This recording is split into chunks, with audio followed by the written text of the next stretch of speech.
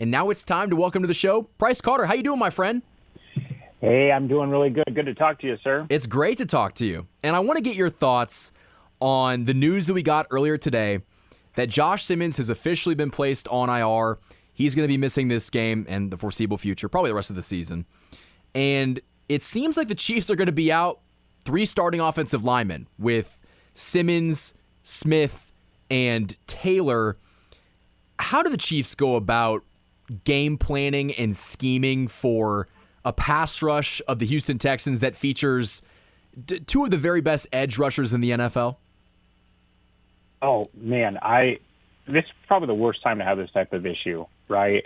And I think one of the things that really jumps out to me is we spent all this time talking about, well, what if Josh Simmons isn't the answer? What if Jalen Moore's not the answer?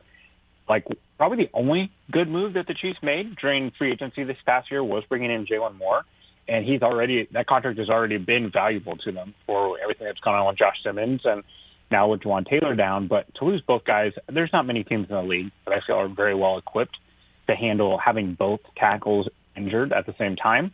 And then you throw in, this is probably the worst team you want to see coming in here, because not only are the Texans so ferocious off the edge with Danielle Hunter and Will Anderson Jr., but they also have the coverage players in the back end that they can get pressure with 4, which they certainly will in this game, and then play man coverage on the back end, which has been pretty well documented that the Chiefs really struggle against man coverage this year versus zone. So, and being a Chiefs fan and covering the team, you can't really just sit there and say, oh, well, run the ball, because we know that that's kind of an oxymoron in Kansas City. Mike Caliendo, Jalen Moore, and Wanya Morris combined to allow 13 pressures and 91 combined pass sets against the Cowboys. And the Cowboys defense is much better than it was, but it's still not world beaters. Morris allowed 2 pressures and 13 pass sets. Moore allowed 6 pressures on 27 pass sets. So that's not ideal. If there is a piece of good information here, one, you just saw about a year ago, the Chiefs beat the Texans with Joe Thuney at left tackle. Now, they still had Trey Smith in that game, but those guys, Danielle Hunter and Will Anderson, they were both still there. And Mahomes is actually at his best when he's getting rid of the ball quickly. This season, when throwing in 2.5 seconds or less, which is what NFL Plus considers a fast throw, he has 1,312 yards, 13 touchdowns, 4 interceptions, 101.4 passer rating, and ranks 13th in EPA per drop back. So get the ball out quick. That's going to be those Rashee Rice, like crossing routes. I think they'll probably try to go RPO a lot in this game as well, too, to try to get them off their spot. And we saw in the playoff game, Kelsey have a pretty good game against Azeez Al-Shaair, the linebacker for the Texans. That's going to have to be someone, too, because you just got to have people that are going to win quickly. But it is no easy task, for sure. So you mentioned the RPO. So they're just going to be passing the ball from under center, or they're going to try to, at least. Because there's been no, when it comes to RPOs, and maybe you've got the numbers behind this, but they've just been passing the ball. And they haven't been, putting the ball in the, hands of Kareem Hunt, or maybe we see Dameon Pierce make his debut against his former team. And but you mentioned it, the Chiefs running the football is a fever dream, a pipe dream. It's probably not going to happen. But, we heard from Andy Reid earlier today that Wanya Morris is likely to get the start at left tackle over Jalen Moore. You mentioned that it was a good process to sign Jalen Moore. You've gotten your, money's worth out of him when he was filling in for Josh Simmons, but it seems like he is going to be filling in on the right side for Juwan Taylor. How do you make sense of that? Well, so I saw Mitch Schwartz have a pretty good back and forth with someone online about this, why is Jalen Moore playing on the right side? Wanya Morris, who is a natural right tackle at Tennessee and Oklahoma, when he came out, and then Moore has taken the predominant amount of his NFL snaps at left tackle. And I got to admit, I do think that they probably would be slightly better the other way around. The only thing I can think of is that they feel like maybe they'd rather protect Caliendo a little bit more at right guard with Moore there. Like, they feel better about Morris playing next to Sua Maria, and that they feel like maybe that they can protect Caliendo a little bit with Moore. And then also I think that, as bleak as it is to think about it a little bit, maybe they want to start evaluating for 2026, in which case this is kind of Jalen Moore's tryout for right tackle. And like I said in those stats before, he didn't exactly blow the doors off the Cowboys at right tackle. So that's something that they have to figure out too, because right now he is kind of penciled in as the right tackle for next year.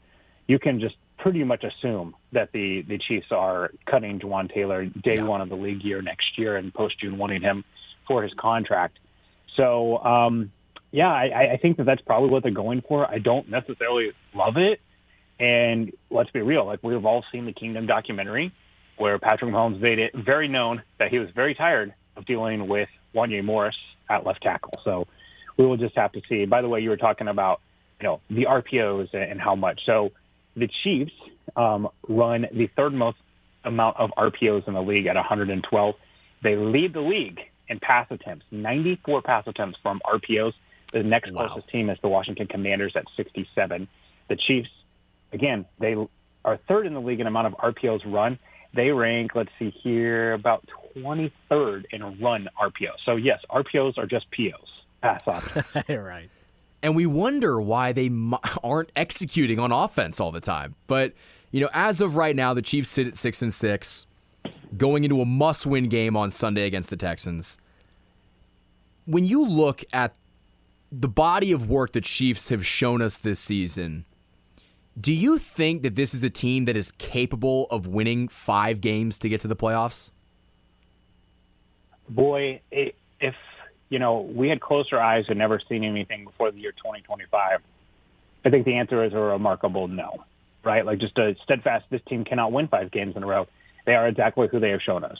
6-6, struggle against good teams, struggle to close out games that are tight. But, we were talking on our show a little bit that are we spoiled to be frustrated with the Chiefs struggling for their playoff lives right now? And, the Chiefs have told us who they are. They have told us the last couple of years that the AFC Championship is the expectation. And, it's pretty lofty, but the playoffs was kind of a given, that was just the expectation. I related it to, like, a relationship. You date a girl for 3 or 4 years, you get engaged, you get a house, you get married, all those things. If that person changes once you get married, once you move in together and starts doing something totally different than what they did, that's not your fault. You judge them based off who they showed you they were. They changed.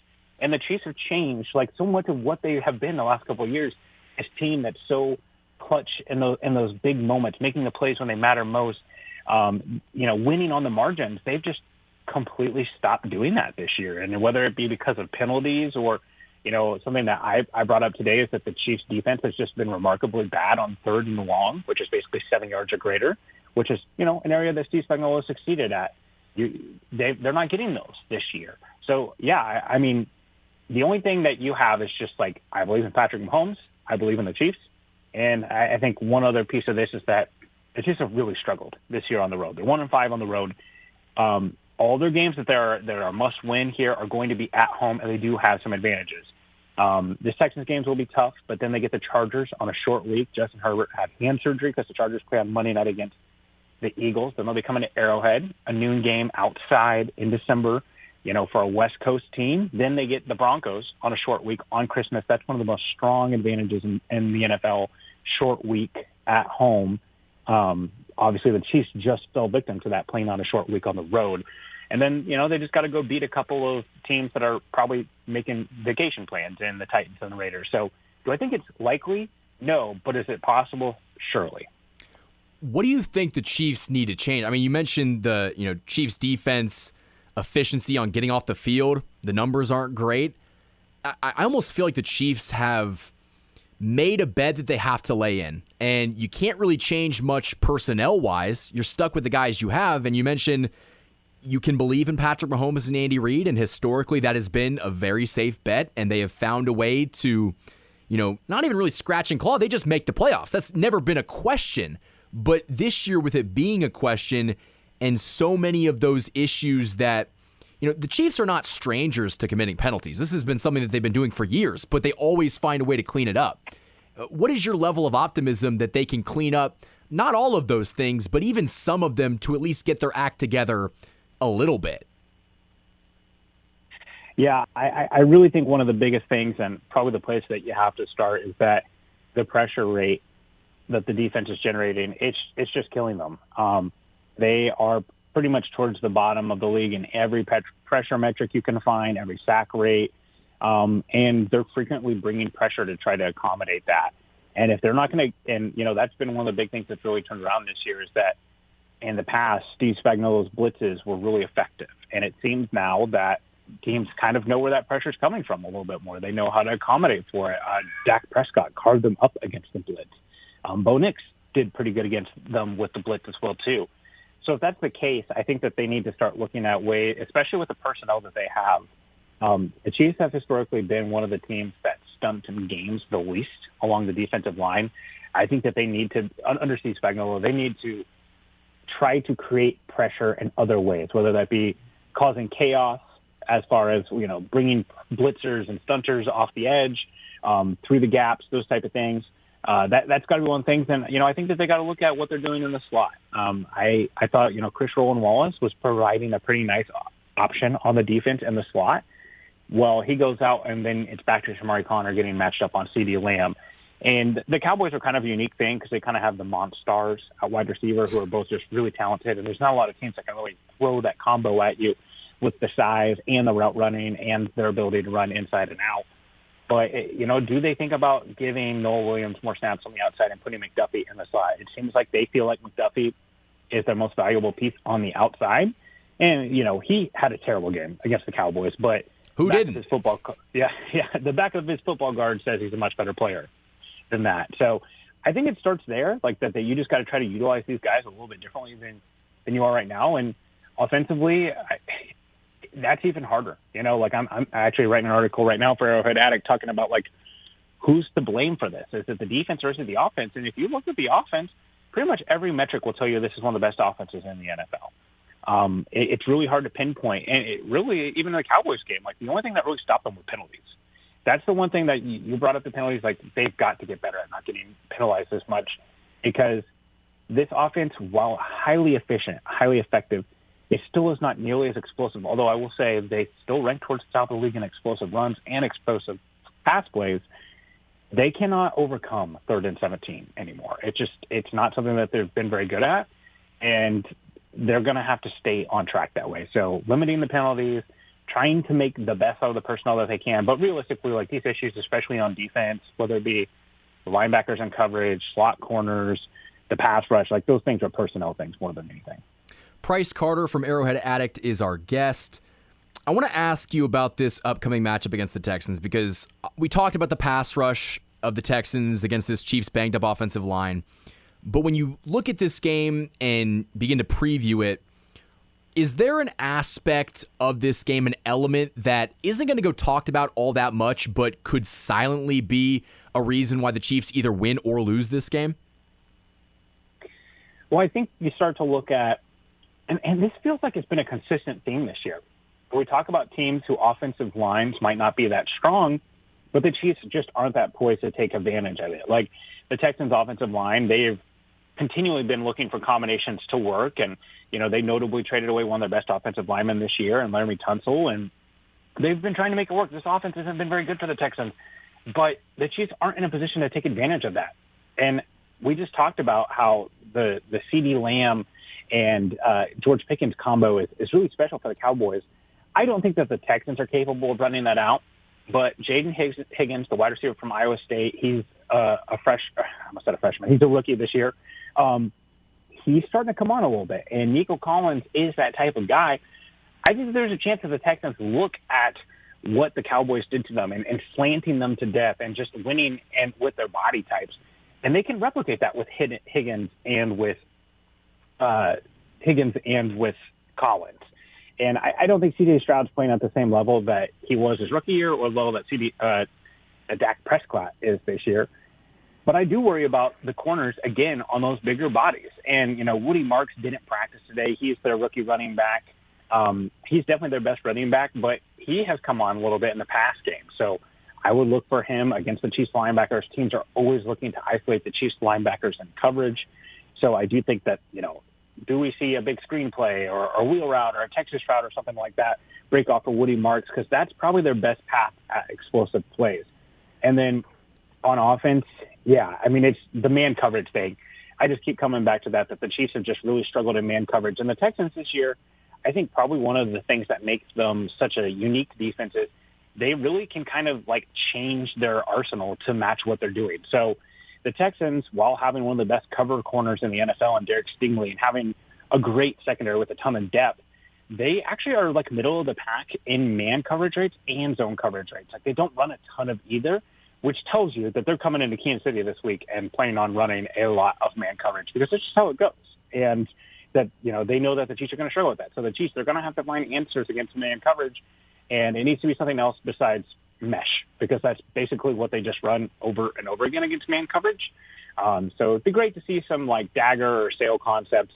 Don't know how much we're going to actually see that, but let's be real. The Chiefs, they're not going to have the luxury of passing down the field a whole lot in this game. And Price, I'm glad you bring up the Chiefs' effectiveness versus zone and versus man, and I want to hone in on Xavier Worthy specifically here. It's a broad question, but are you satisfied with the way that Andy Reid has used Worthy in the offense this year, or do you think adjustments need to be made? So on my show, The Intangibles, we do a Chiefs take purge twice a year where we just like say things that we think that we may not actually believe. And after evaluating Xavier Worthy in the draft, before he'd ever played a snap for the Chiefs, my take purge was that I don't think Xavier Worthy is fast. Like he's fast, but he's not like really that fast. And I remember at Texas seeing guys running him down from the back. Like he's not that like with Tyreek Hill. It was if he got past the defender and there was no one between him and the goal line, he's scoring every single time. And having seen that Tyreek Hill explosion and long speed, I just never thought Xavier Worthy was quite 4.21 fast.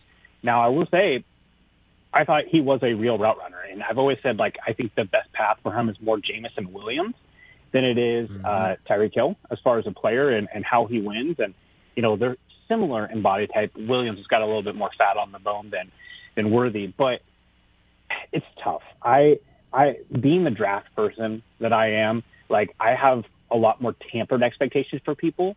And I don't think that there's a wrong answer there, by the way. I do think that some people say, like, hey, this is a first-round pick. You should be getting more out of a first-round wide receiver.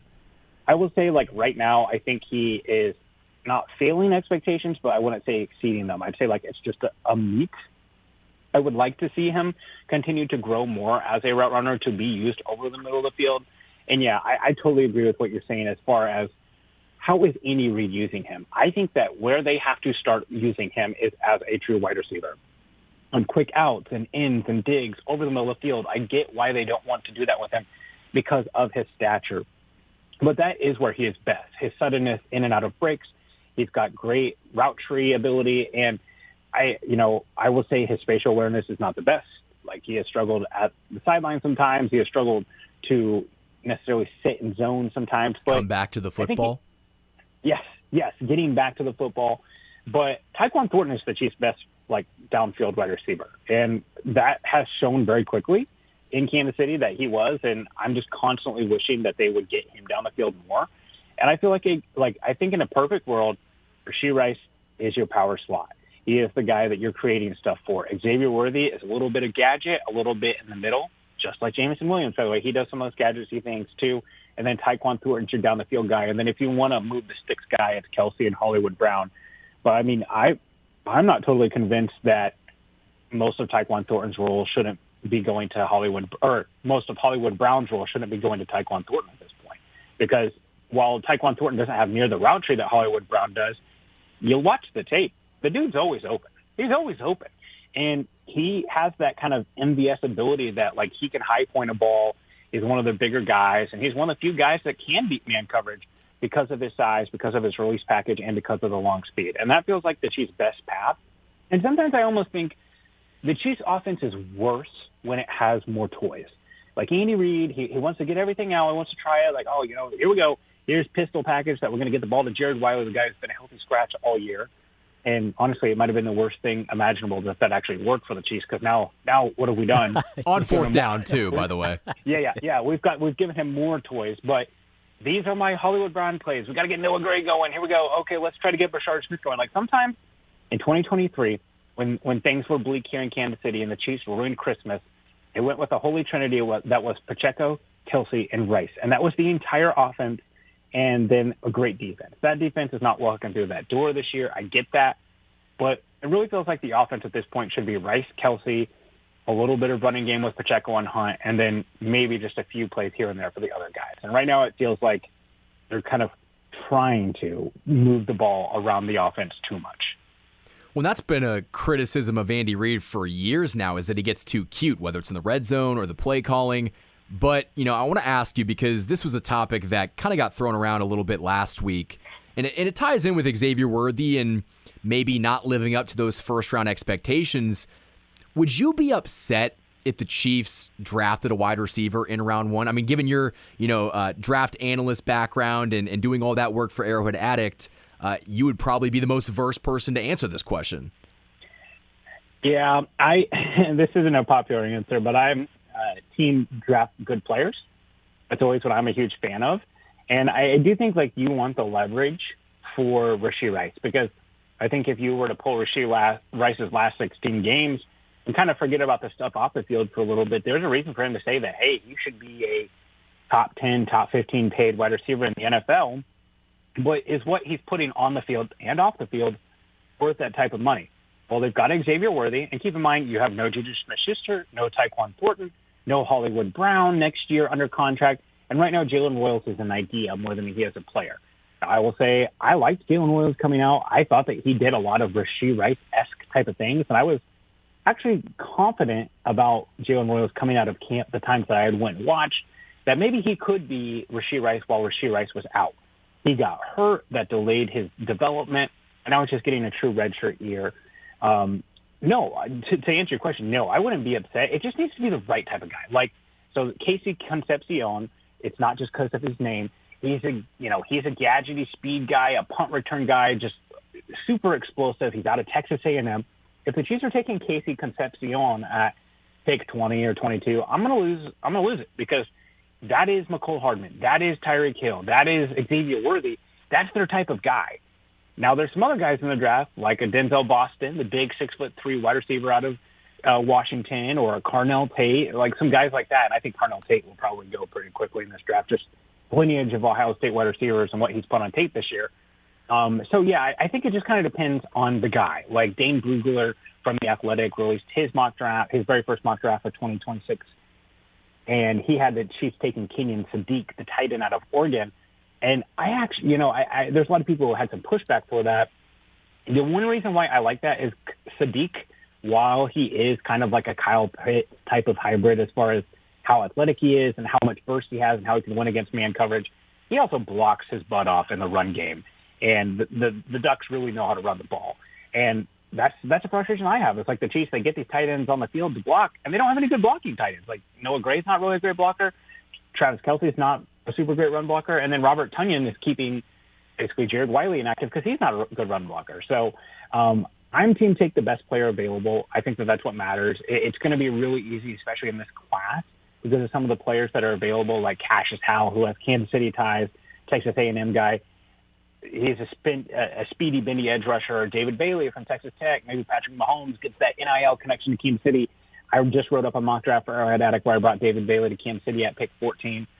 But I'm team draft the best available player. And I do think with Rashee Rice, with those other wide receivers who are coming up as far as contracts go, it wouldn't be a bad thing. For instance, the Buccaneers, right? Like they had Mike Evans. They had Jalen McMillan, the wide receiver from Washington. They had Trey Palmer from my school, my beloved Nebraska. They have Chris Godwin. They have all these guys, and they take Emeka Egbuka in the first round. And I was on our draft stream. I was like, what are they doing? They've already got a slot guy. And you know what? There's been a time that Emeka Egbuka was their only wide receiver. So I've never heard a team say, whoa, too much wide receiver talent. We don't know what to do with it. Because if that were to happen, you could trade one of those guys immediately. So team take best player available. When you mention the Chiefs type, and they have shown this at wide receiver, they love their small gadget guys that, Tyreek Hill is the outlier, but if you just look at some of the other receivers that they've drafted to be Tyreek Hill, spoiler alert, they're not Tyreek Hill, whether it's Xavier Worthy or McCole Hardman. I think the Chiefs type also really gets shown on the defensive line. How many times do we hear, oh, that guy's just not a prototypical Spags edge rusher, and it holds this team back? Do you think that's also a big reason why the Chiefs pass rush has been so bad this year?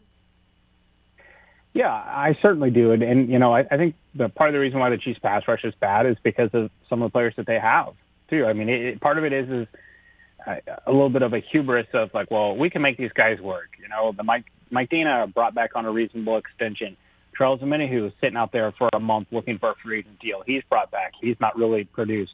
And then, yes, like I definitely think the Chiefs, it almost is like Steve Spagnuolo's greatest fear is to just get carved up in the run game, which I will give him credit. You know, they rarely allow a 100-yard rusher. And even in the Super Bowl against Saquon, even against Jonathan Taylor, like they don't get carved up in the run game. And it's great to have edge setters. But perhaps maybe the Chiefs' defensive line wouldn't have to worry about that as much if you didn't have Eric Nottie and Mike Pennell being your main run stuffers along this defensive line. Because we know that Chris Jones is he acts against the run whenever he feels like it. That's not his strong suit. And he's even joked about like, hey, we'll stop the run on the way to the quarterback. So, yeah, like, you know, one thing that I constantly come back to is trying to get a real difference maker in the draft at defensive tackle. I thought they tried to do that with Omar Norman-Lott, but then they tried to square peg a round hole where they take a guy who played about 37% of the defensive snaps at Tennessee, who had one of the best pass rush win rates of any defensive lineman, not defensive tackle, defensive lineman, period, in the draft. And then they wanted him to play more of a pure nose. Now, I will say, in the games that he played, I'd already come to the conclusion that Omar Norman-Lott was the Chiefs' second best defensive tackle, not named Chris Jones, in the snaps he had played. So it really stinks to see him go out with an injury. I do think that he was coming on, and I do think he was showing some promise against the run. But if you have defensive tackles that are more stout against the run, because Derek Nott is just an ice skate. And then Mike Pennell, you know, he's the classic Toby Keith. I ain't as good as I once was, but I'm as good once as I ever was. I do think that he has his flashes, but he does not have that burst anymore. So, two epic nicknames. Like, just get used to these guys. Dominic Orange, Big Citrus, they call him, from Iowa State, a great nose tackle, or the Godfather, Dante Corleone, defensive tackle from Cincinnati, two guys that I love on early day two for the Chiefs. But the Chiefs got, you know, then maybe you can talk about bringing in a Cassius Howell or a David Bailey. And I will say there's actually quite a few Spags-coated guys in this draft, too, who are kind of the classic, longer edge setters. They're going to have their pick of the defensive line. I think that's like one of the few strong positions in this draft because I'm not super high on it. But, yes, if you don't have a guy that can win in 3 seconds or less, that's an eternity as a passer. And I think a lot of teams are just getting the ball out so quickly that it mitigates that. Yeah, and Price, I want to give you a couple quickies here. This is not a Soren Petro Final Four, but I do got 2 quick ones for you. Looking ahead in 2026, is Trent McDuffie a Chief? Oh, I'm going to say no. I think that they stick with their trend of not paying corners, and I think that they came to the table with Karlaftis and McDuffie this season, and whichever got done first is what they're going to do. And I think that given the results of this year, that they'll try to move them and, you know, probably tag and trade them. So I don't think so. And it's tough because I think they might have chose the lesser players in Nick Bolton and George Karlaftis and possibly Trey Smith, though Trey Smith is very good. But they have their ability to develop corners, and I think maybe, who knows, maybe they take Jalen Watson instead. And my second one, Chris Jones, Chief in 2026, yes or no? Oh, I think he almost has to be, just based off the contract. And right. I would say, like, you know, Chris Jones, he certainly wears some of the blame with this. This pass rush was built around him and built around him being good. But, like, if you go and look at interior defensive linemen, like, he still has some of the best pressure rates, some of the best get-off numbers of any defensive tackle. He actually has more sacks, more pressures, more quarterback pressure rates than Jalen Carter, who most people think is, you know, like one of the best defensive tackles in the league. So I think so. And my guess is, unfortunately or not, they'll probably go to him as one of the ways to create cap space this offseason, whether they convert his salary into signing bonus or extend him, which I would really be against. But no team is more over the cap in 2026 than the Kansas City Chiefs right now. So they've got a lot of work to do there, too. Last couple of questions for you. We're joined by Price Carter of Arrowhead Addict. Kind of putting you on the spot here. Will the Chiefs make the playoffs? I don't think the Chiefs are on the table. But I do believe in the Chargers and the Colts both kind of collapsing a little bit here. Daniel Jones got the leg injury. That's very clearly limiting them. They are just, Sauce Gardner is injured. They don't have DeForest Buckner. They have a really hard schedule going forward. They have one of the hardest schedules, and the other team that has the other hardest schedule is the Chargers. The Colts schedule goes Jaguars, Seahawks, 49ers, Jaguars, Texans. That's a toughie. And those will massively swing their odds, too, because so many of them are in the division. Obviously, the Chiefs have the tiebreaker there. Then you go to the Chargers, who right now the Chiefs don't have the tiebreaker over. Chargers schedule, Eagles, Chiefs, Cowboys, Texans, Broncos. Whoa, another really bad schedule, especially if you have a bad offensive line. Do I think the Chiefs lose one more game? I don't know if it's this coming week. I don't know if it's against the Broncos or, heaven forbid, somehow they took away a game against the Titans or something like that. But I think that they can get in with 10 wins. So because they just have to win the right games, right? They can, it's a non-starter. If they lose to the Texans or lose to the Chargers, I don't think so. But if they can win those games and then maybe have one slip up, because honestly, as much as you'd like to beat the Broncos, you don't need to. You don't need to. So I do think that they sneak in because there's just not enough. The biggest thing is if you're a Chiefs fan, you got to root for the Jags. You want the Jags to win that division, which it's just so funny that one of the dumbest games I've seen the Chiefs lose in years might actually be their ticket into the playoffs because of them and the way the seeding is going to work. But I got to take care of business here these next 2 weeks. They definitely do. And that leads to the final question. What's your final score prediction for this game? I do not see this being a high-scoring game, for sure. And keep in mind, the Texans have changed offensive coordinators since Spags really put the clamps on the Texans' offense in Arrowhead those last 2 games in 2025 or 2024. So I'm going to go 19-17 Chiefs, but it is strictly because I believe in the quarterback, I believe in the coach, and the Chiefs have been better at home. But 19-17, it's going to be tight, it's going to be ugly. Maybe the Chiefs can run the ball a little bit, and that'd be a saving grace for them. Talk about a rock fight. That's going to be a game that is going to have a lot of Chiefs fans pulling their hair out, but it should be a good one. Price Carter, draft analyst and podcast host over at Arrowhead Addict. Thanks so much for joining the show, man. I really appreciate it, and enjoy the football this weekend. I will try. The Chiefs make it hard, but I will try. Yes, they do, but I appreciate it. And we are going to talk a little bit more about some of the things that Price said and also get into our own predictions for this Chiefs and Texans matchup. And we'll do that on the other side of this break. You guys are listening to The Night Shift on Sports Radio 810 WHB.